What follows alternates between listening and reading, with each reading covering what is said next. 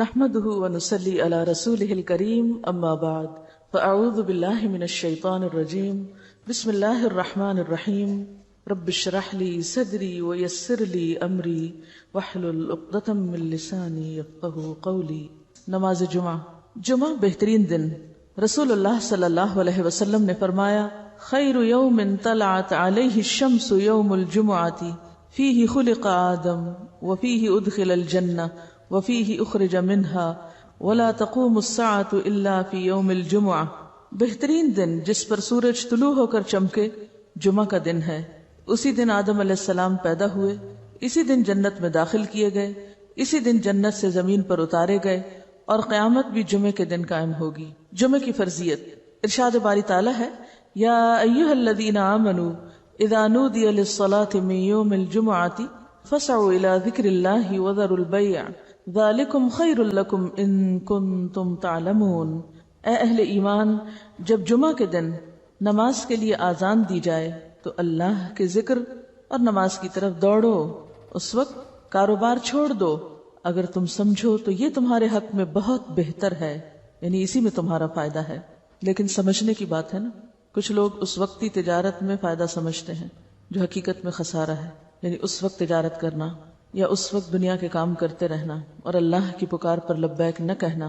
حضرت ابو الجعد دمری رضی اللہ عنہ سے روایت ہے کہ رسول اللہ صلی اللہ علیہ وسلم نے فرمایا، جو شخص سستی کی وجہ سے 3 جمعے چھوڑ دے تو اللہ تعالیٰ اس کے دل پر مہر لگا دیتا ہے۔ آپ صلی اللہ علیہ وسلم نے فرمایا، لوگ جمعہ چھوڑنے سے باز آ جائیں ورنہ اللہ تعالیٰ ان کے دلوں پر مہر لگا دے گا، پھر وہ غافل ہو جائیں گے۔ تو اس سے پتہ چلتا ہے کہ جب انسان ایک نافرمانی کرتا ہے اور اس کے بعد توبہ نہیں کرتا اور پھر دوبارہ وہی کام کرتا ہے اور پھر سے 12 وہی کام کرتا ہے تو پھر وہ اللہ کی رحمت سے دور ہونے لگتا ہے اور ایسا بے حس ہوتا ہے کہ نیکی کا شوق بھی اور گناہوں پر کسی قسم کی فکر اور پریشانی سب ختم ہو کر رہ جاتا ہے۔ حضرت ابن مسعود سے روایت ہے کہ رسول اللہ صلی اللہ علیہ وسلم نے ان لوگوں کے گھروں کو جو جمعہ سے پیچھے رہ جاتے ہیں جلا دینے کا قصد کیا، یعنی یہ ارادہ کیا کہ ان کے گھر ہی جلا دیے جائیں۔ جمعہ کا چھوڑنا بہت بڑا گناہ ہے، اس پر شدید وعید ہے، لہٰذا ہر مسلمان پر جمعہ پڑھنا فرض ہے، اس میں ہرگز سستی نہیں کرنی چاہیے۔ جب خطیب ممبر پر چڑھے اور اذان ہو جائے تو سارے کاروبار حرام ہو جاتے ہیں۔ جمعہ کے متفرق مسائل۔ نمبر 1، رسول اللہ صلی اللہ علیہ وسلم نے فرمایا، جس کا اللہ اور آخرت کے دن پر ایمان ہے اس پر جمعہ فرض ہے۔ مریض، مسافر، عورت، نابالغ لڑکا اور غلام جمعہ کی فرضیت سے مستثنی ہے، یعنی ان پر جمعہ فرض نہیں، اگر چاہیں تو پڑھ لیں، نہیں تو ظہر کی نماز بھی کافی۔ نمبر 2، نبی صلی اللہ علیہ وسلم نے فرمایا، جو شخص جمعہ کے روز خوب اچھی طرح نہائے اور پا پیادہ یعنی پیدل مسجد میں جائے، امام کے نزدیک ہو کر دل جمی سے خطبہ سنے، یعنی ادھر ادھر غفلت کے ساتھ نہیں بلکہ پوری توجہ کے ساتھ اگلی صفوں میں بیٹھ کر، اور کوئی لغو بات نہ کرے، تو اس کو ہر قدم پر 1 برس کے روزوں کا اور اس کی راتوں کے قیام کا ثواب ہوگا۔ یعنی اتنا فضیلت والا عمل ہے اگر کوئی شخص پوری توجہ اور محبت اور شوق کے ساتھ کرے۔ حضرت سلمان فارسی رضی اللہ عنہ سے روایت ہے کہ رسول اللہ صلی اللہ علیہ وسلم نے فرمایا، جو شخص جمعہ کو نہائے اور جس قدر پاکی حاصل ہو سکے کرے، یعنی اپنے جسم کی بھی صفائی، اپنے بالوں کی، ہر چیز کی، پھر تیل یا اپنے گھر سے خوشبو لگائے جو بھی میسر ہو، یعنی تھوڑا اہتمام کے ساتھ نکلے، اور مسجد کو جائے، وہاں 2 آدمیوں کے درمیان راستہ نہ بنائے، یعنی لوگوں کی گردنیں نہ پھلانگے یا ان کو پریشان نہ کرے آگے جانے کے لیے، یعنی جہاں جگہ ملے وہیں بیٹھ جائے، پھر اپنے مقدر کی نماز پڑھے، پھر دوران خطبہ خاموش رہے، تو اس کے گزشتہ جمعہ سے لے کر اس جمعہ تک کے گناہ بخش دیے جاتے ہیں۔ اب یہاں پر گناہوں کی بخشش کس چیز کے ساتھ منسلک ہے کہ انسان اپنی ذات سے کسی کو تکلیف نہ دے، یعنی صرف اتنا نہیں کہ آپ خود شوق سے چلے ہیں نیکی کرنے، عبادت کرنے، اور اپنے شوق میں دوسروں کے لیے باعث اذیت ہیں، ایسا نہیں ہونا چاہیے۔ رسول اللہ صلی اللہ علیہ وسلم نے فرمایا، جو شخص غسل کر کے جمعہ کے لیے آتا ہے اور خطبہ شروع ہونے تک جس قدر ہو سکے نوافل ادا کرتا ہے، پھر خطبہ جمعہ شروع سے لے کر آخر تک خاموشی کے ساتھ سنتا ہے، تو اس کے گزشتہ جمعہ سے لے کر اس جمعہ تک اور مزید 3 دن کے گناہ معاف کر دیے جاتے ہیں۔ حضرت عبداللہ بن عباس رضی اللہ عنہ فرماتے ہیں، مسجد نبوی کے بعد جو سب سے پہلا جمعہ پڑھا گیا وہ بحرین کے گاؤں جوافہ میں عبد القیس کی مسجد میں تھا۔ اس سے کیا پتہ چلتا ہے کہ جمعہ صرف بڑے شہر میں نہیں بلکہ گاؤں وغیرہ میں بھی پڑھا جا سکتا ہے۔ یا جہاں بھی لوگوں کی آبادی ہو، اکٹھے رہتے ہوں، وہاں پر جمعہ پڑھنا چاہیے، یہ جمعے کا اہتمام کیا جانا چاہیے۔ یہاں اس موقع پر میں یہ یاد دہانی آپ کو کرا دوں کہ جن خواتین کے لڑکے ہیں خاص طور پر، ان کو، اپنے شوہروں کو، اپنے مرد رشتہ داروں کو یہ احادیث ضرور پڑھوا دیں یا ان کو یاد دہانی کرا دیں، تاکہ وہ اگر جاتے بھی ہیں جمعہ پڑھنے تو شوق سے جایا کریں اور ان آداب کا خیال بھی رکھیں جو رکھنے چاہیے۔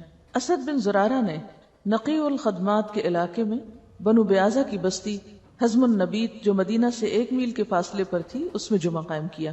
حضرت عبداللہ بن عمر مکہ اور مدینہ کے درمیان بسنے والے لوگوں کو جمعہ پڑھتے دیکھتے تو اعتراض نہ کرتے۔ نمبر 4، حنین کے دن بارش ہو رہی تھی تو رسول اللہ صلی اللہ علیہ وسلم نے اپنے منادی کو حکم دیا، آج اپنی اپنی قیام گاہوں میں نماز پڑھنے کا اعلان کر دو، اور وہ جمعہ کا دن تھا۔ یعنی اگر بارش کا موسم ہو اور جانے میں تکلیف ہو تو ایسی صورت میں پھر ظہر کی نماز گھر پہ پڑھی جا سکتی جب نکلنے میں حرج ہو۔ حضرت ابو ہریرہ سے روایت ہے کہ نبی صلی اللہ علیہ وسلم نے فرمایا، آج کے دن 2 عیدیں، عید اور جمعہ اکٹھی ہو گئی ہیں، جو شخص صرف عید پڑھنا چاہے اسے وہ کافی ہے، لیکن ہم عید اور جمعہ دونوں پڑھیں گے۔ یعنی اگر ایک ہی دن میں 2 چیزیں ہوں تو ایک کی رخصت ہے، یعنی عید پڑھنا کافی ہے، جمعہ جو ہے اس کی بجائے ظہر کی نماز بھی پڑھی جا سکتی ہے، لیکن آپ صلی اللہ علیہ وسلم نے پھر بھی دونوں چیزوں کو پڑھنا پسند فرمایا، اگرچہ سہولت رکھی۔ عبداللہ بن زبیر رضی اللہ عنہ کے زمانے میں جمعہ کے دن عید ہوئی تو انہوں نے نماز عید پڑھائی، جمعہ نہ پڑھایا۔ اس واقعے کی خبر ابن عباس کو ملی تو انہوں نے فرمایا ان کا یہ عمل سنت کے مطابق ہے۔ نمبر 6، رسول اللہ صلی اللہ علیہ وسلم نے فرمایا، اگر گنجائش ہو تو جمعہ کے لیے روزانہ استعمال ہونے والے کپڑوں کے علاوہ کپڑے بناؤ۔ یعنی اگر گنجائش ہو اور آسانی ہو اور سہولت ہو، اس سے یہ مطلب نہیں کہ ہر ہفتے نیا جوڑا سلوایا جائے، اس کا مطلب یہ ہے کہ جمعے کا جوڑا مخصوص بھی رکھا جا سکتا ہے، ٹھیک ہے، یعنی ایک دفعہ آپ نے سلوا لیا، اس کو ہر روز پہننے کی بجائے جمعے کے دن پہنا جائے، یعنی جمعے کا لباس مخصوص کیا جا سکتا ہے عام روزمرہ کے لباس سے۔ یعنی اہتمام کی بات ہے اصل میں، صرف نئے کپڑے سلوانے کی بات نہیں۔ نبی صلی اللہ علیہ وسلم نے دوران خطبہ گوٹ مار کر بیٹھنے سے منع فرمایا۔ گوٹ مارنا اس طرح بیٹھنے کو کہتے ہیں کہ ہاتھ یا کپڑے کے ساتھ رانوں کو پیٹ سے ملا کر بیٹھے، ٹھیک ہے۔ اس طرح بیٹھنے سے عموماً نیند آ جاتی ہے اور پھر آدمی خطبہ نہیں سن سکتا۔ علاوہ ازیں اس حالت میں آدمی اکثر گر پڑتا ہے یا بے حجاب ہونے کا بھی اہتمام ہوتا ہے۔ بیٹھ کے دکھائیے یا اس طرح، یعنی بہت ہی ریلیکس قسم کی اور کیجول قسم کی سٹنگ ہے، یہ اس سے منع کیا گیا ہے۔ نمبر 8، جابر بن سمرہ رضی اللہ عنہ سے روایت ہے کہ رسول اللہ صلی اللہ علیہ وسلم کھڑے ہو کر خطبہ دیتے اور 2 خطبوں کے درمیان بیٹھتے۔ جو شخص یہ کہے کہ آپ بیٹھ کر خطبہ دیتے تھے اس نے غلط بیانی کی۔ حضرت کعب بن عجرہ سے روایت ہے کہ وہ مسجد میں داخل ہوئے اور عبد الرحمن ابن ام الحکم بیٹھے ہوئے خطبہ دے رہے تھے۔ کعب نے کہا، اس خبیث کی طرف دیکھو، بیٹھے ہوئے خطبہ دیتا ہے، حالانکہ اللہ تعالیٰ فرماتے ہیں وَإِذَا رَأَوْا تِجَارَةً أَوْ لَهْوًا انفضوا إِلَيْهَا وَتَرَكُوكَ قَائِمًا، اور جب یہ لوگ کوئی سودا بکتا دیکھتے ہیں یا کوئی تماشا دیکھتے ہیں تو اس کی طرف بھاگ اٹھتے ہیں اور آپ کو خطبے میں کھڑا ہی چھوڑ دیتے ہیں۔ قرآن پاک سے یہ بات پتہ چلتی ہے کہ خطبہ کھڑے ہو کر دینا چاہیے۔ اب یہاں پر آپ سوچ رہے ہوں گے کہ بہت سخت لفظ استعمال کیا اور شاید ان کے پیچھے یا چھپ کے یا غیبت کے طور پہ کیا، تو اصل بات یہ ہے کہ صحابہ کرام کے اندر آپ نے ایک چیز دیکھی ہوگی کہ وہ سنت کے خلاف کوئی چیز برداشت نہیں کرتے تھے، کیونکہ وہ اللہ کے رسول صلی اللہ علیہ وسلم کو اپنی ذات، اپنی اولاد، اپنے والدین، اپنی ہر چیز سے زیادہ محبوب رکھتے تھے اور آپ کی باتوں کو بھی اسی طرح اہمیت دیتے تھے۔ لہٰذا کہیں وہ کوئی چیز آپ کی سنت کے خلاف ہوتے دیکھتے تو وہ ان کے لیے بہت ہی سخت ہوتی اور اسی لیے سخت الفاظ بھی استعمال کر جاتے۔ تو بات یہ کہ اسی کا نام من احب للہ و ابغض للہ ہے، وآتى للہ و منع للہ۔ جب ہم دین میں محبت کی بات کرتے ہیں تو ہم سمجھتے ہیں کہ محبت پھر جائز ناجائز ہر بات پہ محبت، یہ بات غلط ہے۔ ٹھیک ہے، درست چیز کو اپریشیٹ کیا جائے اور جو غلط بات ہے اس کو غلط بتایا جائے، اور غلطی جتنی زیادہ بڑی ہو اس کے لیے اتنا ہی فرم ہونا چاہیے، اس کے لیے پھر ڈھیلا ڈھالا رویہ نہیں اختیار کرنا چاہیے، جبکہ بات پوری طرح دوسروں کو بتائی بھی جا چکی ہو۔ لیکن ایک بات یاد رکھیے کہ صحابہ کرام کا جو باہم تعلق یا واسطہ تھا، ان کی جو تربیت جس ڈھنگ پر ہوئی تھی، وہاں ذات اور انا اور میں اور شخصیت پرستی جیسی چیزیں نہیں تھی، وہاں محبت بھی اللہ کے لیے تھی اور بغض بھی اللہ کے لیے تھا، اور اس کے ساتھ ساتھ وہ کسی چیز کو اپنی ذاتی وقار کا مسئلہ نہیں بناتے تھے، اس کو پرسنلی نہیں لیتے تھے۔ ہم کوئی چیز نہ بھی ہو تو اس کو پرسنل بنا لیتے ہیں، یعنی کوئی شخص کسی سے کچھ کہہ رہا ہو تو ہم اس کو اپنے خلاف لے لیتے ہیں، اور اپنی ذات کے بارے میں ہمیشہ بہت ہی سمپیتھیٹک اور بہت سینسٹیو اور بہت کانشیس اور بہت مہربان رہتے ہیں۔ اٹھتے بیٹھتے چلتے پھرتے تکلیفوں کا ذکر بھی کرتے رہتے ہیں. کبھی ہمیں یہ بھی سوچنا چاہیے کہ جب ہم بہت زیادہ تکلیفوں کا ذکر کرتے ہیں تو کہیں ہم اللہ تعالیٰ کا شکوہ تو نہیں کر رہے ہوتے. تھوڑی دیر کے لیے سوچیں، یہ مسئلہ وہ مسئلہ، یہ پریشانی وہ پریشانی، یہ بیماری وہ بیماری، یہ تکلیف وہ تکلیف.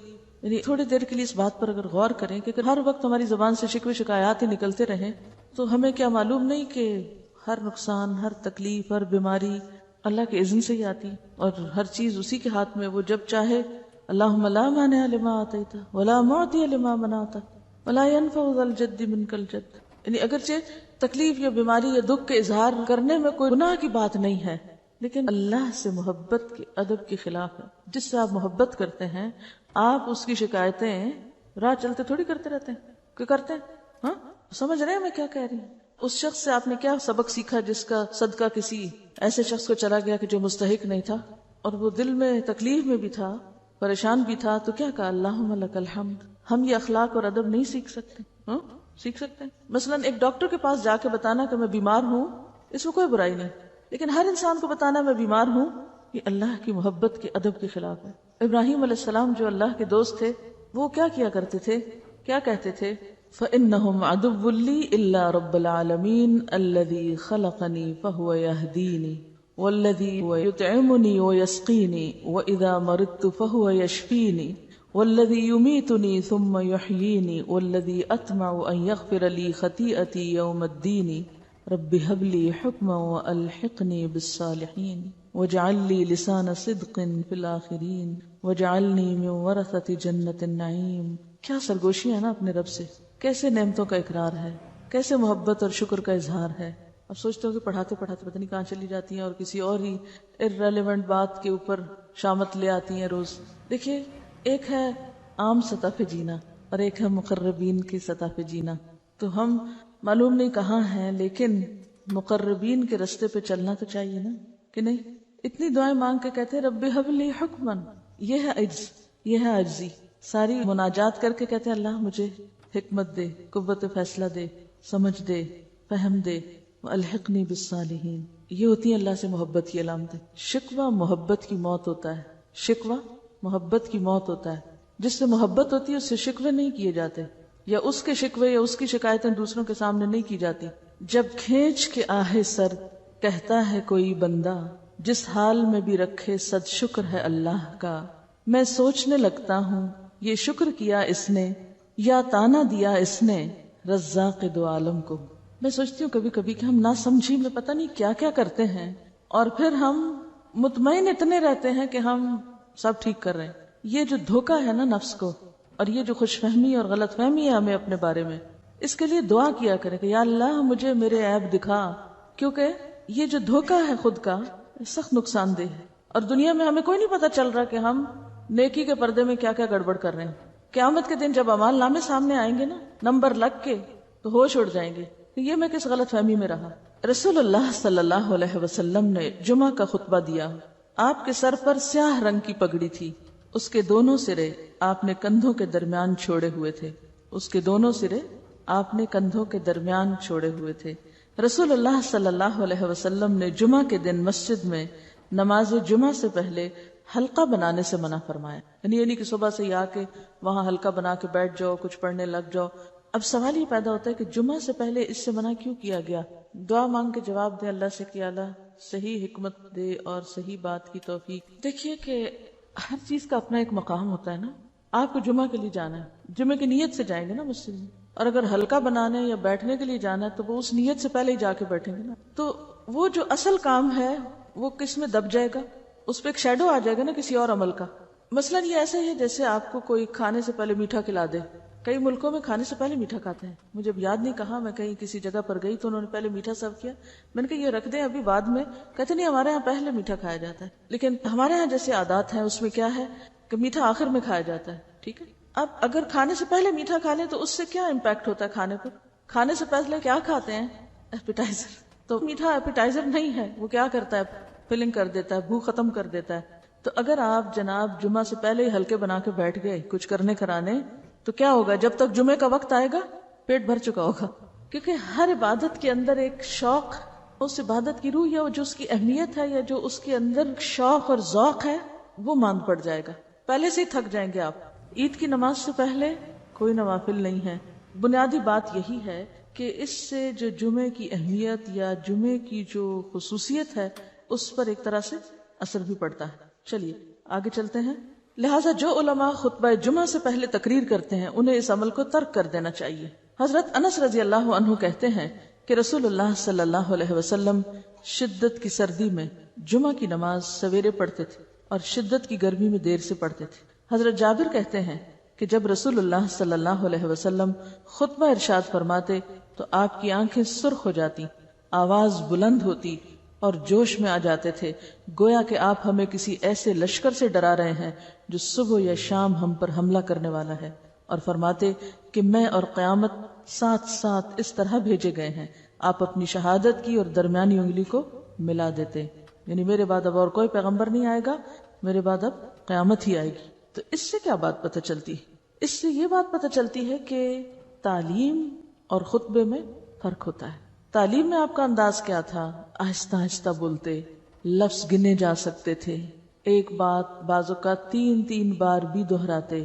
لیکن خطبے کا انداز فرق تھا، وہ زوردار ہوتا تھا، وہ شدت والا ہوتا تھا، اس میں ایک انذار کا پہلو غالب ہوتا تھا، وہ لوگوں کو جھنجھوڑنے والا ہوتا تھا، غفلت سے جگانے والا ہوتا تھا، بیدار کرنے والا ہوتا تھا. اس سے کیا بات سامنے آتی ہے کہ ہر موقع کی مناسبت سے تعلیم کا انداز اور تربیت کا فرق ہونا چاہیے. ہر وقت ایک ہی روٹین میں کام نہیں کرنا چاہیے، ویسے بھی طبیعتیں پھر اکتانے لگتی. نبی صلی اللہ علیہ وسلم نے فرمایا امام کے ساتھ جتنی نماز پالو وہ پڑھو اور جو رہ جائے اسے پورا کرو. اس حدیث کی روح سے نماز جمعہ کی دوسری رکعت کے سجدہ یا تشہد کو پانے والا سلام پھرنے کے بعد اٹھ کر 2 رکعتیں پڑھے گا، 4 نہیں، کیونکہ اس کی فوت شدہ نماز 2 رکعتیں ہیں، 4 رکعتیں نہیں. یعنی جمعہ اگر اپنے آخری حصے میں آپ نے پایا، امام جو تھا وہ آخری سجدہ کر رہا تھا اور آپ مسجد میں داخل ہوئے، یا وہ تحیات بیٹھے تو سلام سے پہلے آپ بیٹھ گئے ساتھ، تو ایک طرح سے جمعے کا ثواب تو مل گیا. لیکن بعد میں 2 رکعتیں پڑھی جائیں گی، ظہر بنا کے 4 نہیں پڑھی جائیں گی. دوران خطبہ 2 رکعتیں پڑھ کر بیٹھو. رسول اللہ صلی اللہ علیہ وسلم جمعہ کا خطبہ ارشاد فرما رہے تھے کہ ایک شخص سلیق غطفانی مسجد میں آئے اور 2 رکعتیں پڑھے بغیر بیٹھ گئے. نبی صلی اللہ علیہ وسلم نے پوچھا کیا تم نے 2 رکعتیں پڑھی ہیں؟ اس نے عرض کی نہیں یا رسول اللہ. آپ نے فرمایا کھڑے ہو جاؤ اور 2 رکعتیں پڑھ کر بیٹھو. پھر آپ نے ساری امت کے لیے حکم دے دیا جب تم میں سے کوئی ایسے وقت مسجد میں آئے کہ امام خطبہ دے رہا ہو تو اسے 2 مختصر سی رکعتیں پڑھ لینی چاہیے، یعنی خطبے کے دوران بھی پڑھ سکتا ہے. جمعہ سے پہلے نوافل کی تعداد مقرر نہیں، بلکہ نبی صلی اللہ علیہ وسلم نے اجازت دی کہ جتنے بآسانی پڑھ سکتے ہیں پڑھ لیں. یعنی ایک دفعہ مسجد میں آ گئے ہیں، آپ 2 پڑھیں، 4 پڑھیں، 6 پڑھیں، جتنے آپ کے پاس موقع ہے، وقت ہے، تو انتظار میں فارغ بیٹھنے کی بجائے بہترین ذکر ہے نماز وہ کریں، مگر کم از کم 2 ضروری ہیں. گردنیں نہ پھلانگیں.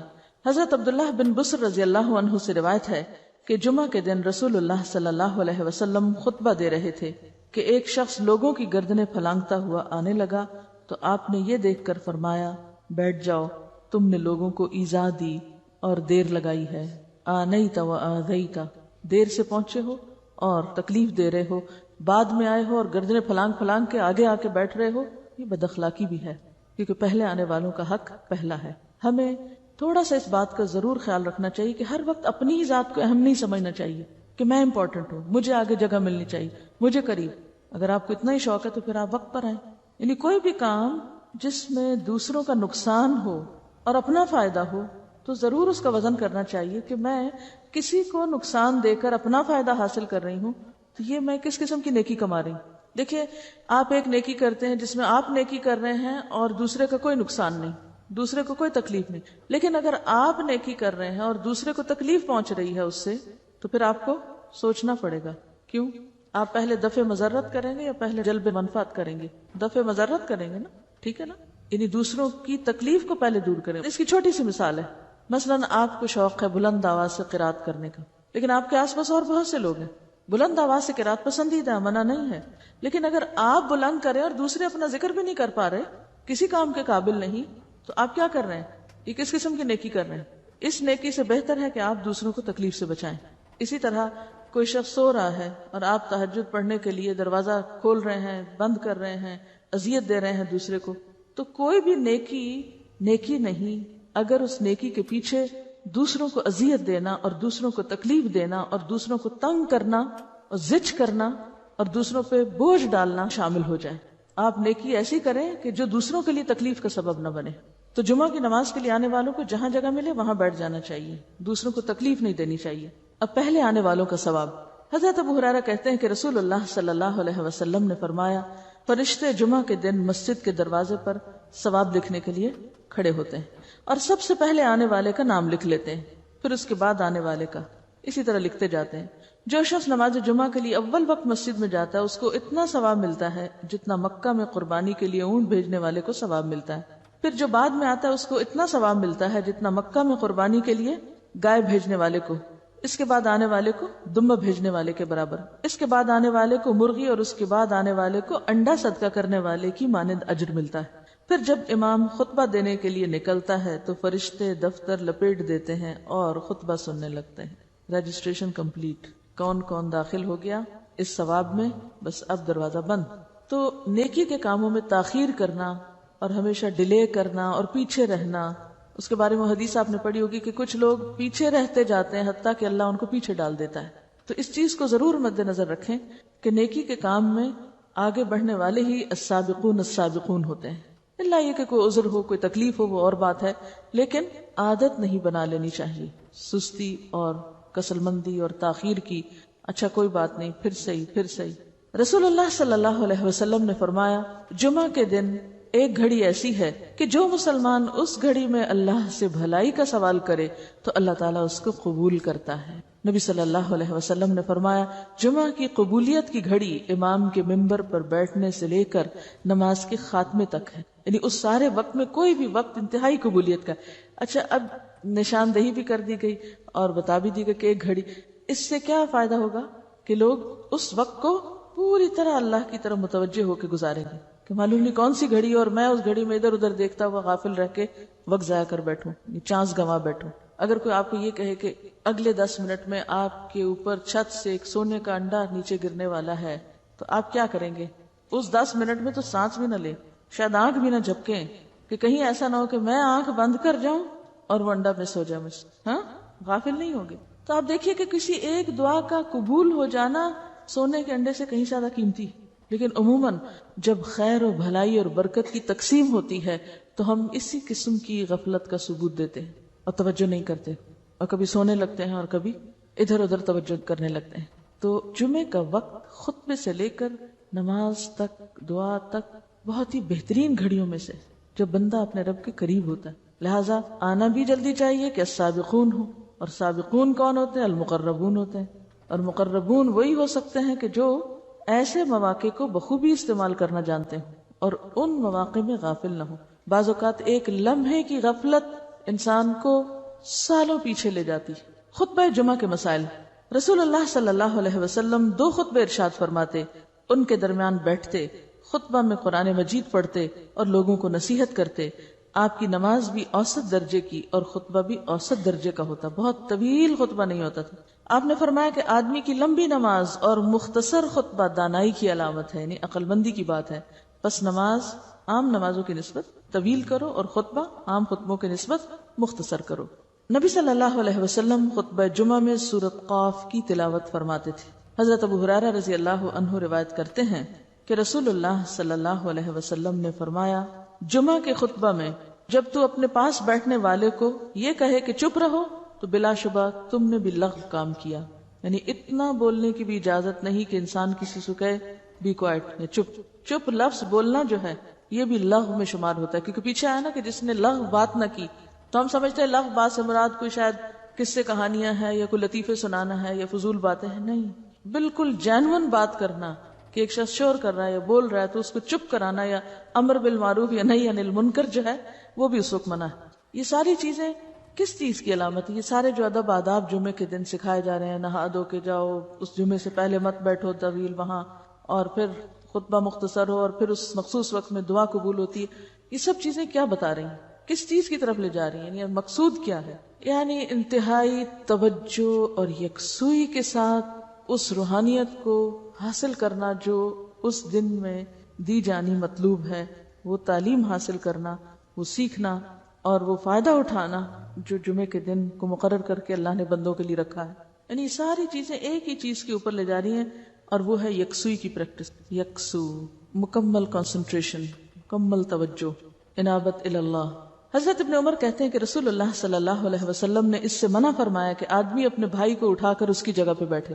نافع سے پوچھا گیا کیا صرف جمعہ میں منع ہے؟ فرمانے لگے جمعہ میں اور اس کے علاوہ بھی.